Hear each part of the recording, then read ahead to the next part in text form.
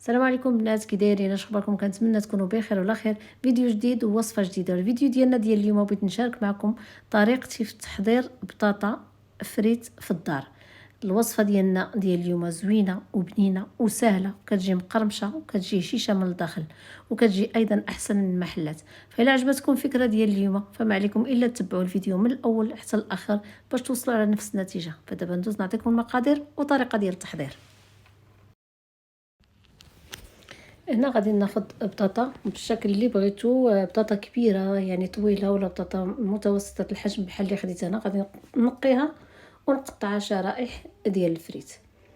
هنا ناخذ الكميه اللي تكفينا، يعني البطاطا ديال اليوم الا درتو هذه الطريقه هذه عمركم مازال ما غتشريو ديال برا، لان كتجي مقرمشه وكتجي احسن من ديال المحلات. هنا كنوريكم الحجم ديال البطاطا اللي كيفاش غادي يكون. المهم البطاطا اللي كنقطعو هنا بعد ما نقيتها درت 2 معالق ديال السكر، غادي ندير معلقه ديال الملحه، وغادي ندير مكعبات ديال الثلج.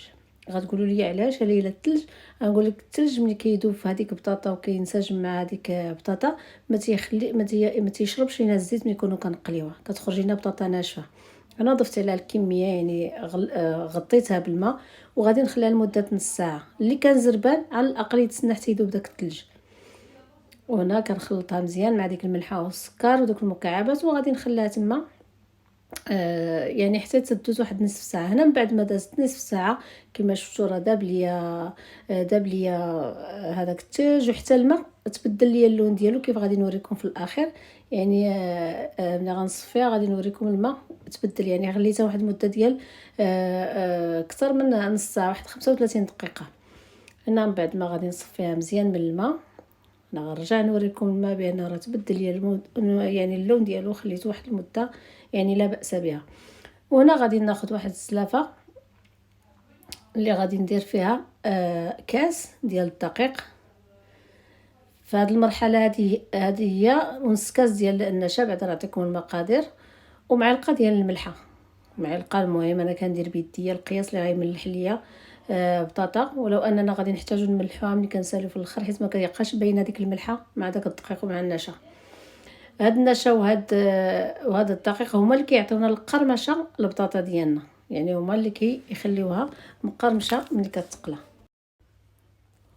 هنا غادي نخلط هذاك الكاس ديال النشا، نص كاس ديال النشا عفوا، مع كاس ديال الدقيق وشويه ديال الملحه. غنخلطهم مزيان وغادي ندوز باش غادي نصفي هذيك البطاطا. من بعد ما درتها في هذيك الصفايه فنبقى كنخبط فيها حتى تينزل هذاك الماء اللي عالق فيها. فيعني كما كتشوفوا ندير ليها نصفيها مزيان. ومن بعد غادي ندير ليها القاغيط اللي كتمسح لينا بحال هذا الشكل هذا، اولا زيت نقي ديال الطبخ. المهم تمسحوا فيه البطاطا ديالكم وتحيدوا منها داك الماء. الا خفت انني نبالغ فنقول لكم مسحوا وحده بوحده، ولكن حاولوا انكم تمسحوها مزيان تتبقى لنا البطاطا ديالنا الا هزيناها هكا في يدينا تبان لينا غير اوميد، يعني ماشي فازقه. وصافي. من بعد ما كنمسحوها مزيان فكننتقلوا المرحله الثالثه. يعني كل ما مسحناها كل ما كنحصلوا على نتيجه زوينه، الوصفه ديالنا كتكون ناجحه. هنا غادي نديرها في هاد الزلافه هذه اللي درت فيها الدقيق والنشا. فبصراحه هاد الزلافه هذه انا حيت بغيت نصور، قلت المنظر ديال التصوير المتتبعين ديالي، فقلت ندير لهم هاد الزلافه هذه منظر زوين. ولكن انا فاش كنصاوبها عاده فكنديرها في واحد الصاك اون بلاستيك ديال الكونجيلاسيون، كندير فيه داك الكاس ديال الدقيق ونص كاس ديال النشا، وكنخشي فيه بطاطا وكنبقى نسد عليها وكنبقى نخد فيها بحال كنخدها حتى تتلبس ليا كلها. اللي كما قلت لي جاتو هاد الزلافه هكا ثقيله فيدير الميكه كتبقى عمليه. هنا المرحله المواليه هاد البطاطا ديالنا خاصنا ايضا نحيدوا منها هذاك الفائض ديال الدقيق، ما خاصناش يبقى لاصق فيها. يعني عندنا مراحل هاد البطاطا دي. الا شفتوا راه كتجيكم المساله صعيبه ولكن راه سهله. يعني كتخليها في الماء شويه كتنشف فيها وشويه كديري لها الدقيق وكتحيدي لها داك الفائض ديال الدقيق باش تبقى لنا الفريته ديالنا ملي نطيبوها ما يكونش فيها داك الدقيق. نقليوها هي بوحديتها، يعني بوحديتها بيضه ولكن ما فيهاش الدقيق. هنا من بعد ما سخنات ليا الزيت، اللي كنأكد على ان الزيت تكون سخونه بزاف. انا هاد الكاميله هذه خاصه بالفريت، يعني كنأكد ان الزيت تكون سخونه ديروا فيها البطاطا ديالكم. كل ما كانت سخونه كل ما نجح لكم الفريت ديالكم. هنا بطبيعه الحال خاصنا نبداو نحركوا حيت الزيت ديالنا سخونه، ولا حطيناها هكا راه تقدر تحرق لينا. فاش نبقاو نحركوها يعني كنديروا ان سيركل حتى نحصلوا على اللون الذهبي اللي كنقلبوا عليه، وكنحصلوا ايضا على القرمشه كتكون مقرمشه من الداخل وكتكون رطبه من مقرمشه من على برا عفوا، وكتكون رطبه من الداخل. هنا كتشوفوا اللون ديالها زوين وكتجي بصراحه احسن من ديال المحلات. الا درتوا هذه الطريقه واعتمدتوها غتبداو تصايبوها بالزربه والبطاطا ديالكم ما تبقاش تجيكم لاويه وسخفانه. بطاطا يعني هذه ملي كتقليوها راه حتى الا كليتيها حتى في العشيه كتبقى في هذيك القرمشه. جربوها وغادي وغادي يبان لكم هادشي اللي كنقول لكم، يعني غادي تاكدوا بيديكم الى جربتوها. وهنا غادي نديرها من بعد ما طابت لي القليه الاولى غادي نزيد القليه الثانيه. فانا درت كميه لا باس لا باس بها عفوا باش كاع تخرج ليا. وحنا ضروري الزيت تكون سخونه كنأكد عليها باش تقلى لنا البطاطا مزيان وتجي لنا مقرمشه. هذاك لاكلاص وهذا الدقيق والنشا كيعاونوا البطاطا ديالنا باش تكون عندها واحد القرمشه وكتكون حتى داك اللون الذهبي.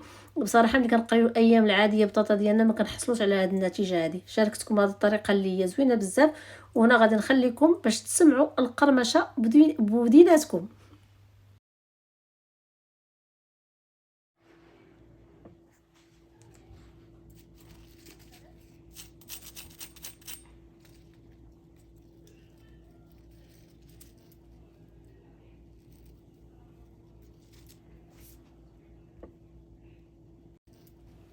وهنا كما شفتوا كبرت لكم الصوره وقربت لكم بطاطا وسمعتكم القرمشه ووريتكم حتى كي دايره من الداخل الشكل ديالها. هنا ساليت الكميه اللي عندي جاو وليداتي من المدرسه فغادي نعطيهم يعني نعطيهم يتغداو. وانا دائما خاصني ندق قدامكم كتقدموها بلي صوص اللي بغيتو. انا اليوم رافقتها بالكيتشاب والمايونيز. فكما قلت ودرت هذوك لي نيغات ولادي ملي كيجيو كندير لهم يعني غدا حيت غيرجعوا دغيا كندير غدا بالزربه باش يرجعوا هكا للمدرسه. ولي نيغات انا هذوك لي نيغات ما صايبتهمش كنصاوبهم ولكن هذوك ما مصايب شاريهم جاهزين هما هادو وعطيتهم باش يتغداو كنرافقهم اي صلاد واي حاجه. المهم انا الغايه ديالي هو هذا الفريت هذا بغيت نشاركه معكم. الوصفه ديالنا سالات هنا. فإلا عجبكم الفيديو عجبكم المحتوى ديال اليوم خليوها لي في التعليق. واللي كيكون اول خطره كيشوف القناه ديالي فيدير لايك وفعل الجرس باش يوصلوا كل جديد. وكنقول لكم الى اللقاء الى فيديو قادم ان شاء الله. مع السلامه.